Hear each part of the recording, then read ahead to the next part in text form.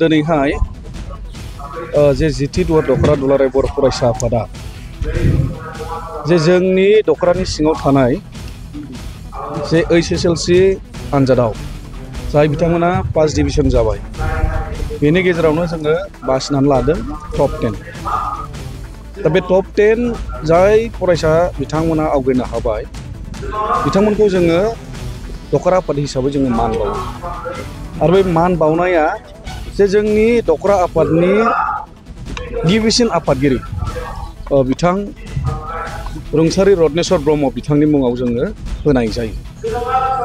दा बेयाव जोङो जे जाय बिथां गेदेमा रुंसारि रत्नेश्वर ब्रह्म बिथाङा बे जोंनि इयुन जोलै बा बर' जाथि दानायाव बिथाङा गोबां बिहोमा होलांदोंमोन। बिथाङा ओनसोल जौगानाय फरायसाफोरखौ लानानै सुबुरुन होनाय बिथाङा बै समनिफ्रायनो सासे गागि दैदेनगिरि होननानै जों बुंनानै लानो हायो। जों दिनैहाय मोनदों जे जोंनि देग्लायनि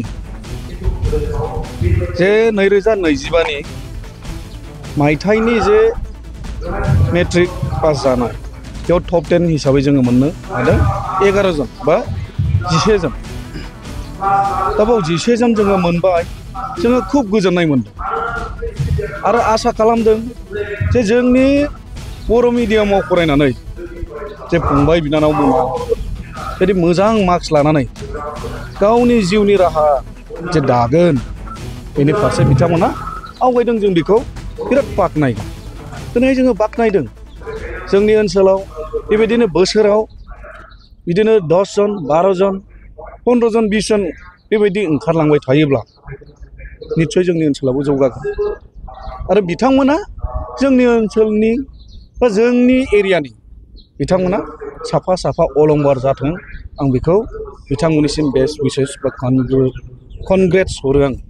दा बिथांमोनखौ जोङो सानदों जे बिथांमोना पास आउट जानानै थांबाय दिनैहाय बिथांमोना न'नि बिमा बिफाजों सोरबाया दङ सोरबाया एसे गोजान जायगायाव फरायनो थांबाय। आं खावलायगोन बिथांमोना जे गावनि केरियार दानायाव गावनि जिउनि राहा लामा नागिरनायाव बिथांमोना गावनि जे जिउआव जाहाथे आसखान्दा दाखालायथों आं बेखिनिखौ खावलायदों। बिथांमोना बै समाजाव थानानैबाबो जे मोनसे समाजजों गोरोबनानै थानानै गावनि केरियार दानायाव जाहाथे आवगायलांथों आं बेखिनिखौ बिथांमोनखौ खावलायदों। नोंथांमोननि हाबाफारियाव सोर सोर आलासिफ्रा जे जोंनि जे जिथु दखरा दुलाराय बर' फरायसा आफादा जे खुंनाय जे हाबाफारियाव जोङो गाहाय आलासि हिसाबै जोङो मोननो हादों डक्टर सुदेब चन्द्र बसुमतारी बिथाङा बड'लेण्ड इउनिभारसिटिनि सासे प्रफेसर हिस्ट्रि डिपार्टमेन्टनि जोङो बिथांखौ मोननो हादों आरो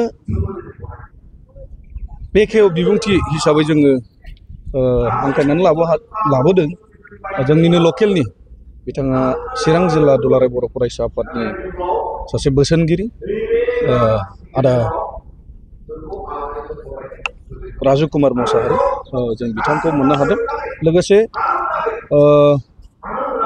डक्टर रेडियान नार्जारी चिरां जिल्ला दुलाराय बर' फरायसा आफादनि गाहाय नेहाथारि बिथाङाबो बे हाबाफारियाव दङ। गासै जोंनि लकेलनि इन्टेलेक्सुयेल्स बिथांमोनाबो बेयाव मदद होदों जे जोंनि ओनसोलखौ जौगानायनि थाखाय फरायसाफोरखौ फोसाबनायनि थाखाय जोंनि लकेलनि इन्टेलेक्सुयेल्सफ्रा फ्राय गोसो होदों आं बेखौ मोनदाङो। दिनैनि बे हाबाफारियाव फैनानै आं जोबोद गोजोननाय मोनदों कि जोंनि जानाखि बर' बिजोंनि फरायसा नङा होमबा दा जे समावहायनाखि जोंहा बिजोंनि अनेक जेंना जेंसि अनेक डिबेट माबा माबि सोलियो बे समावबो जोंनि बर' बिजोंनिफ्राय जोंनि बर' फरायसाफोरा जे एसेबां मोजां मोजां मार्क्स लानानै उथ्रिनो हादों बेखौ नुनानै आं जोबोद गोजोनफैदों। आरो बेजों लोगोसे जों बुंनो हायोखि जोंनि बर' बिजोंहा दाबो थारमाने मा फिउचार ओरैबायदि फिउचार दङ एसेल' जोंहा फोसाबनांगौ कि जायखौ जोङो गुन गोनां होननानै बुङो गुन गोनां सोलोंथाइ नङा होमबा जाय गुन गोनां सोलोंथाइखौ दुलाराय बर' फरायसा आफादनि बानजायनायाव गोबाव समनिफ्रायनो बिनि सायाव खामानि मावबोगासिनो दं। बे खामानिया सोलिबाय थायोब्लानो सानसे समावहाय जोंनि जानाखि थांखि गुन गोनां सोलोंथाइ खालामनाय बा सोलोंथाइखौ गुन गोनां खालामनाय बे थांखिया जाफुंहैगोन होननानै जों आसा खालामनो हायो। जाय दिनैनि बिदियावहाय मोजां एसिभमेन्ट मोजां पार्सेन्ट लानानै उथ्रिसारनो हाबाय बिथां लाइमोनफोरखौ फिउचाराव माबायदि जाजागोन?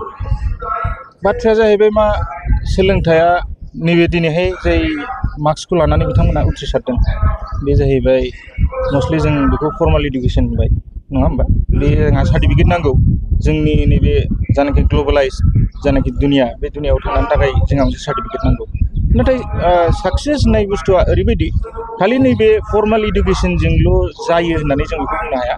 गोबां एग्जाम्पल दं, एग्जाम्पलफोरखौ जों होनो हायो। बेजों लोगोसे सबसे देरसिन बुस्थुआनो जाहैबाय मा जोंना डिसिसन मेकिं होननानै बुङो।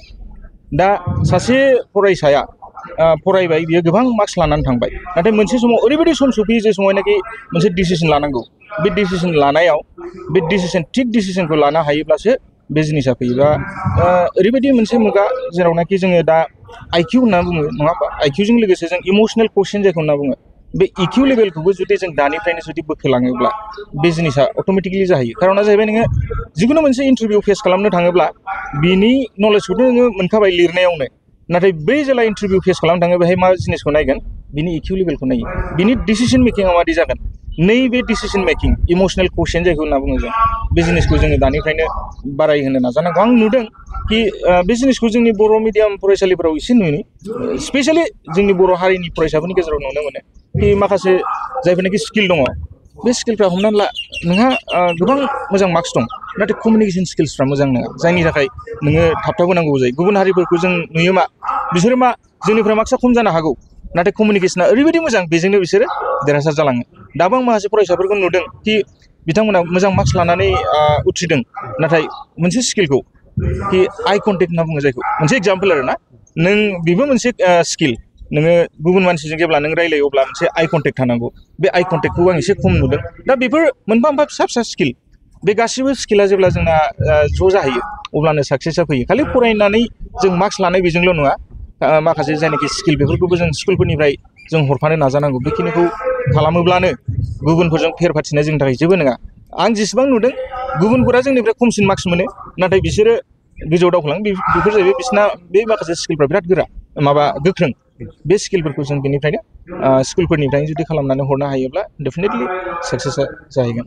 आरो जोङो मोनसे बुस्थु नुनो मोनो जे माखासे फरायसा गथ'फोरा जे गोबां पार्सेन्टेज लायो, जेनेबा SSLCफ्राव HSफ्राव, बिथांमोना गावनि लकेल जायगाखौ बा इनस्टिटिउटखौ गारनानै गुबुन मोनसे जायगायावहाय थांनानै सोलोंथाइ लाहैनो थाङो, खिन्थु माखासे गथ'फ्रा फेलार जानानै फैयो। दा बैसोर फरायसाफोरखौ सारा मा साजेसन होनो? दा बाथ्राया जाहैबाय बैयाव थांनानै जानाखि एनभायरनमेन्ट बेजों कप आप जाहैनाय नङा होमबा? हमना ला बेहाय मोनसे एनभायरनमेन्टआव थाबाय, गुबुन मोनसे एनभायरनमेन्टआव थाहैनानै माबोरै कप आप जागोन? बे कप आप जाहैनाया बेबो मोनसे स्किलनि दरकार। बेफोर स्किलखौ न'खरफोरनिफ्रायनो हरनाय गोबां दङ। बिमा बिफाफ्राबो आजिखालि मा जाहैबाय गथ'फ्रा खम, गोदोनि बायदि नङाला, सासे सानै थायो।